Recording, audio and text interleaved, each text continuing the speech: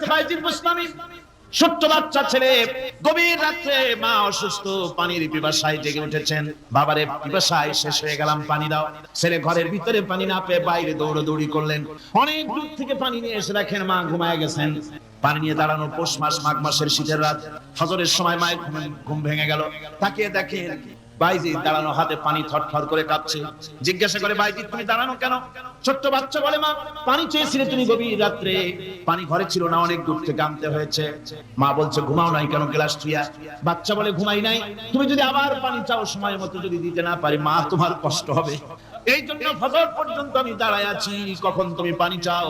মা হাতের থেকে পানি নিয়ে পান করলেন। বাইজিদকে বিছানার উপরে আরাম করে কম্বল দিয়ে ঘুম পড়াইয়া দিলেন। হযরত বাইজিদের মা উযু করে ফজরের নামাজ পড়ে সিজদায় চলে গেলেন। চিৎকার করে কেঁদে বলেন, আমার রব, আমার আল্লাহ, আমি বাইজিদের জন্য দোয়া করি তুমি তাকে সুলতানুল আরিফিন বানাইয়া দিও।